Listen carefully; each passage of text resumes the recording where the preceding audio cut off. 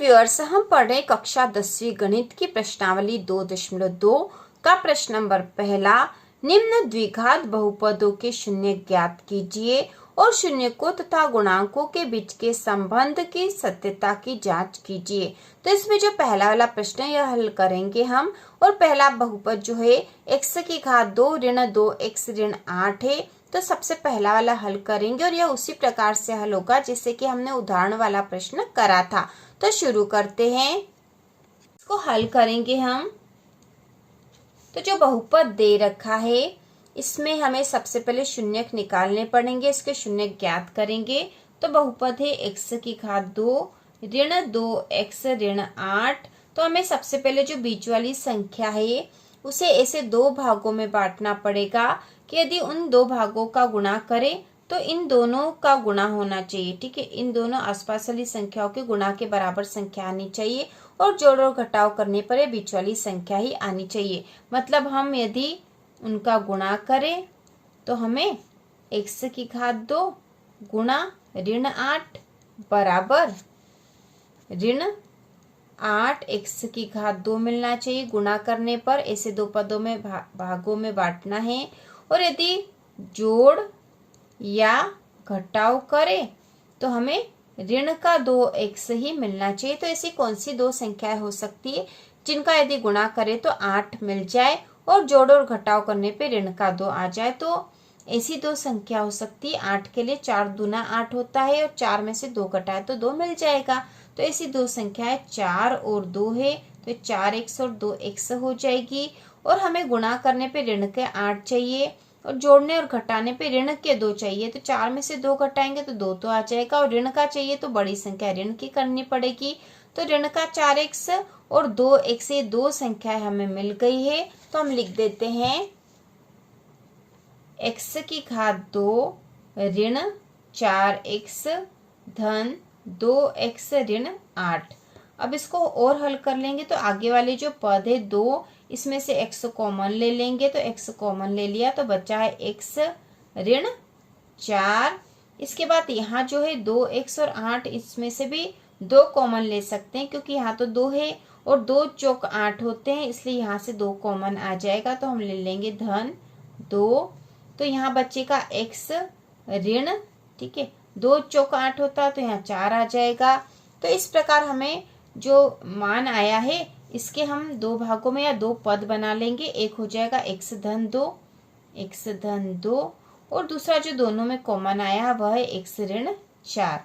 तो इस प्रकार से x धन 2 और x ऋण 4 हो गए। अब हम इनसे शून्यक निकाल लेंगे। तो यहाँ पे जो है x धन 2 बराबर 0। तो x बराबर हो जाएगा ऋण का 2। क्यों हो गया x बराबर ऋण 2? क्योंकि धन का 2 बराबर के उस तरफ गया तो ऋण का 2 हो जाएगा। तो पहला शून्य के इसी प्रकार है x ऋण 4 बराबर 0 हो जाएगा। तो x बराबर हो जाएगा 4, क्योंकि ऋण का 4 बराबर के उधर जाएगा तो धन का 4 हो जाएगा। तो हमें दो शून्यक मिल गए, ऋण 2 और 4। तो हम लिख देंगे अतः शून्यक बराबर ऋण 2 व 4 है। इसके बाद हमें शून्यकों तथा गुणांकों के बीच के संबंध की जांच करनी है, बीच के संबंध की सत्यता की जांच करनी है। तो हम लिखेंगे शून्यकों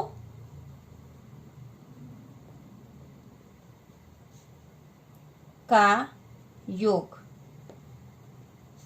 तो शून्यकों का योग होता है अल्फा धन बीटा। तो अल्फा और बीटा शून्य को ही प्रदर्शित करने के प्रतीक है। ये हम शून्य की प्रदर्शित कर रहे हैं। अल्फा धन बीटा बराबर होता है ऋण b बट्टा a। अब अल्फा और बीटा मतलब शून्य तो हमने निकाल लिया, तो शून्य के ऋण 2 और 4। तो अल्फा के स्थान पर हम लिख देंगे ऋण 2 धन 4 बराबर ऋण b बट्टा a। तो b और a क्या है? तो b और a हम इस बहुपद से ही निकालते हैं। तो यहाँ पे बहुपद जो है x की घात 2 ऋण 2x ऋण 8 है। तो x की घात के साथ जो संख्या है वह a होती है, x के साथ जो संख्या b होती है और जो अचर पद होता है वह c होता। तो जो बहुपद होता है उसका जो आदर्श रूप है वह ऐसा होता है a x की घात 2 धन bx धन c।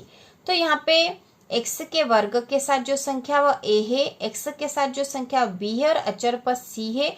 तो यहाँ पे हमारा जो बहुपद है वह इस प्रकार है, x की घात 2 ऋण 2x ऋण 8। तो हम यहाँ से a b और c निकाल लेंगे। तो यहाँ हो जाएगा a बराबर x की घात 2 के साथ जो गुणांक है, तो यहाँ पे कुछ नहीं मतलब 1 है, तो ये a बराबर 1 हो गया है।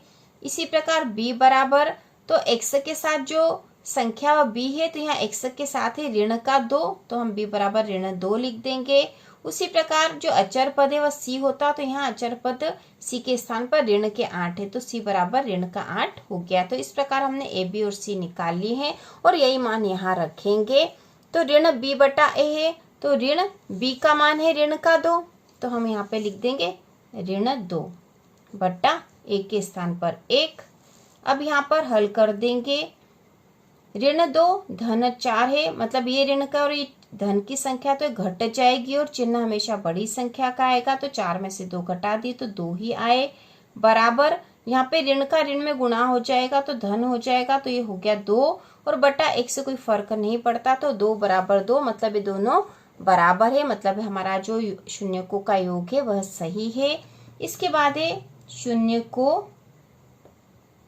का गुणा। तो शून्यकों का गुणा जो होता है अल्फा गुणा बीटा बराबर होता है c बटा a। तो यहाँ पे अल्फा जो है वह ऋण का 2 है गुणा बीटा 4 है बराबर c का मान हमने निकाला था यहाँ पे, तो c का मान है ऋण का 8, तो हम लिख देंगे ऋण 8 और a का मान है 1। अब इन दोनों का गुणा कर देंगे तो 4 दूना 8 हो जाएगा और ये धन का और ये ऋण का, तो धन ऋण ऋण होगा, मतलब यहाँ आ जाएगा ऋण का 8। ठीक है, क्योंकि ये ऋण की संख्या थी और ये धन की है, तो धन का ऋण में गुणा होगा तो ऋण ही आता और 4 दूना 8 हो गया है बराबर ऋण का 8। तो यहाँ पे ऋण का 8 और ऋण का 8 बराबर हो गए, मतलब यह भी सत्य है और बट्टे 1 से कोई फर्क नहीं पड़ता है, इसलिए हमने नहीं लिखा, क्योंकि किसी भी संख्या के बट्टे में 1 हम लिख सकते हैं। तो इस प्रकार हमने सत्यता की जांच करी है। इस